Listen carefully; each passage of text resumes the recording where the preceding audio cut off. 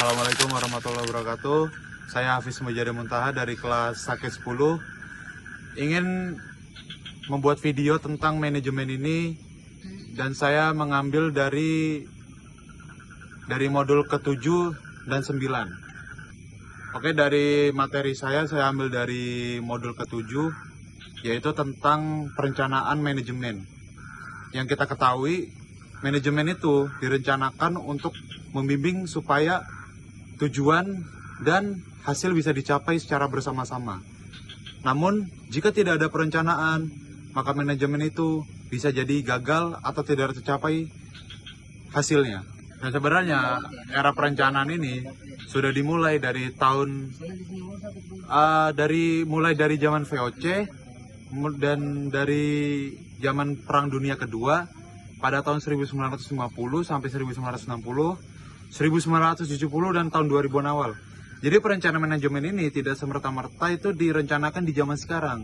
Namun definisi ini sudah dikemukakan dari zaman dahulu.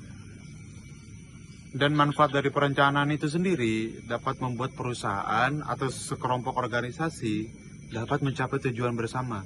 Antara lain bisa meningkatkan kerjasama tim atau bisa meningkatkan kekompakan dalam tim. Cuman jika perencanaan ini tidak direncanakan secara matang, maka tim akan bisa bubar atau organisasi bisa akan bubar atau tidak dapat mendapatkan tujuan bersama.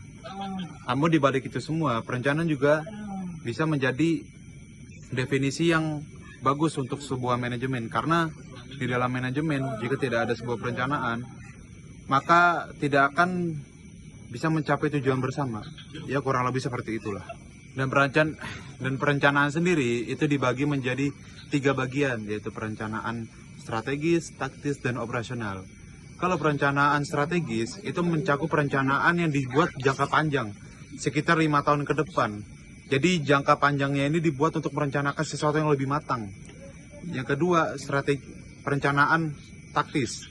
Perencanaan ini singkatnya, dia perencanaan dibuat lebih singkat dari yang perencanaan strategis tersebut. Jadi perencanaan taktis ini dia di bawah sekitar 5 tahun atau bahkan 3 tahun. Karena perencanaan ini dibuat tidak untuk terburu-buru. Dan diharapkan dengan perencanaan taktis itu seseorang dapat mendapatkan bagiannya masing-masing. Sedangkan perencanaan operasional itu dibuatnya kurang lebih dari setahun. Jadi setidaknya 6-7 bulan. Dan perencanaan operasional ini dibilang lebih singkat daripada perencanaan di atas yang sudah saya sebutkan tadi. Dan kemudian saya mengambil dari modul ke-9, yaitu tentang wewenang dan delegasi. Wewenang yang saya pahami sejauh ini adalah sekelompok orang dengan pemikiran yang ideal, berkumpul menjadi satu dan berkolaborasi untuk mendapatkan ide dan untuk mencapai tujuan bersama.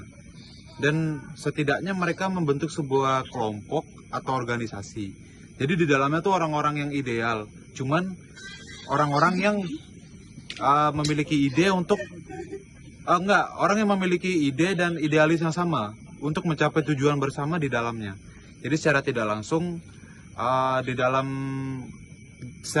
wewenang ini adalah seseorang yang dapat dikatakan untuk mencapai tujuan bersama dengan pemikiran yang ideal tersebut. Ya, kurang lebih seperti itu. Dan beberapa hal yang dapat menghambat dari wewenang dan pendelegasian itu adalah beberapa yang bisa saya sebutkan, yaitu ada 3.